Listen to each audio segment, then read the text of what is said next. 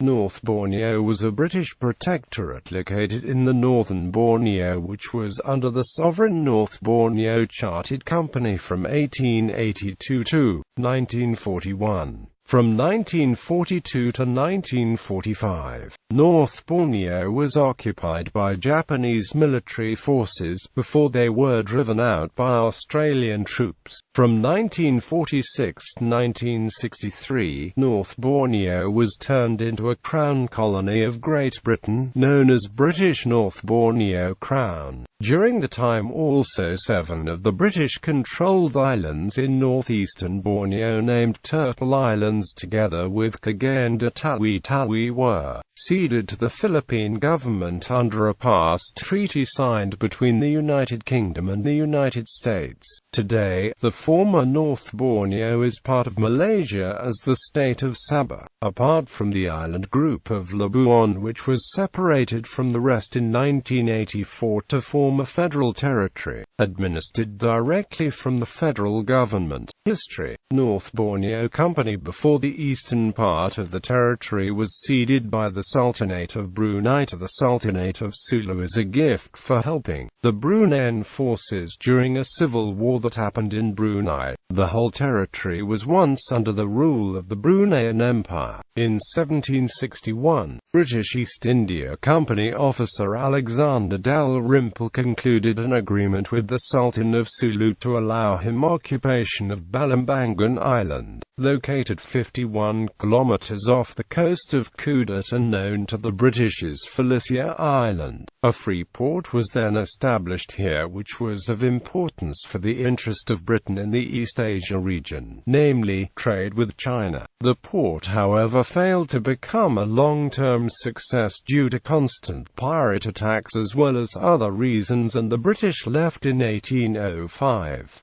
In 1865, the United States consul to Brunei, Charles Lee Moses, obtained a 10-year lease for the territory of North Borneo from the Sultan of Brunei. However, the post-Civil War United States wanted nothing to do with Asian colonies, so Moses sold his rights to the Hong Kong-based American Trading Company of Borneo owned by Joseph William Torrey, Thomas Bradley Harris, Tat Cheong and possibly other Chinese merchants. Torrey began a settlement at the Kamanis River mouth, which he named Elena. Attempts to find financial backing for the settlement were futile, and disease, death and desertion by the immigrant laborers led to the abandonment of the settlement towards the end of 1866. Harris died in 1866 and Torrey returned to America in 1877. He died in Boston, Massachusetts, in March 1884. With the imminent termination of the lease at hand in January 1875, Torrey managed to sell his rights to the consul of the Austro-Hungarian Empire in Hong Kong, Baron Gustav von Overbeck. Von Overbeck managed to get a 10-year renewal of the lease from the Temenggung of Brunei, and a similar treaty from the Sultan of Sulu on the 22nd of January 1878. To finance his plans for North Borneo, Overbeck found financial backing from the Dent brothers.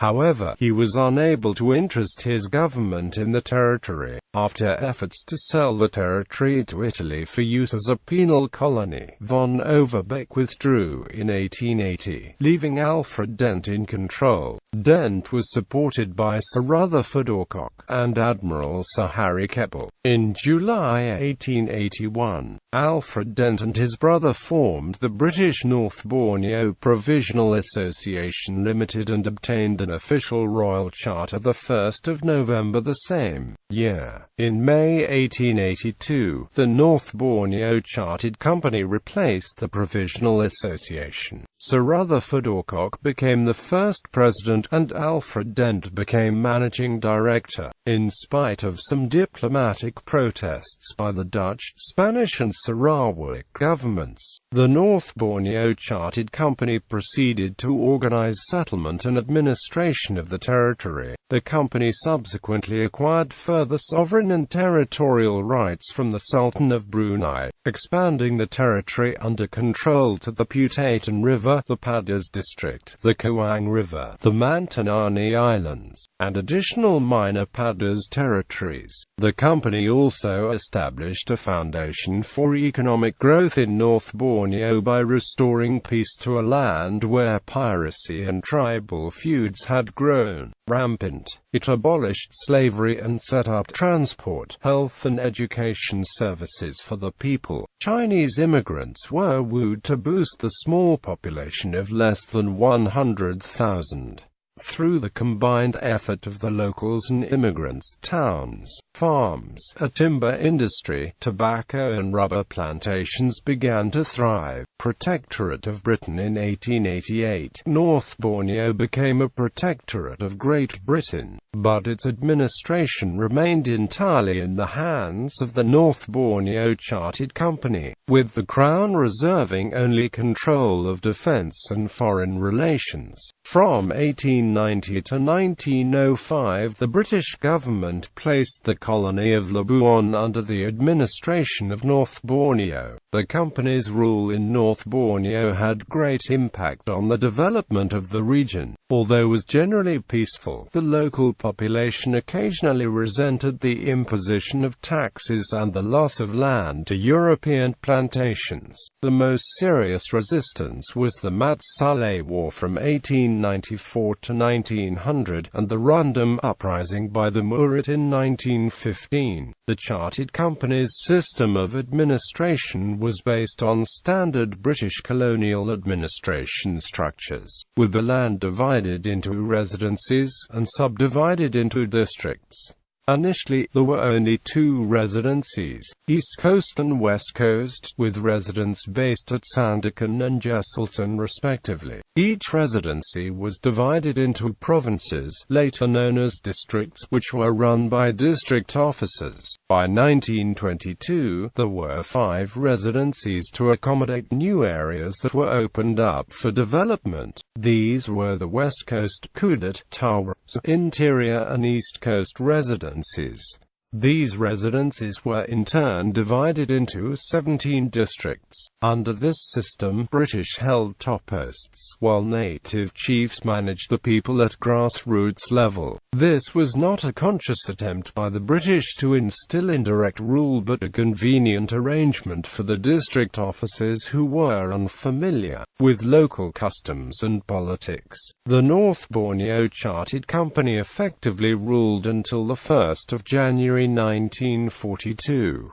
Japanese forces occupied North Borneo from 1942 to 1945. The North Borneo Armed Constabulary with only 650 men hardly provided any resistance to slow down the Japanese invasion. During Japanese military occupation, the Europeans were interned, public services ceased to exist, and there were widespread poverty, disease and malnutrition. In June 1945, the Australian 9th Division landed in Brunei and liberated much of North Borneo before the end of the war. North Borneo was placed under British military administration until restoration of civil government on 15 July 1946. Crown Colony of British North Borneo. The North Borneo Chartered Company did not have the financial resources to reconstruct North Borneo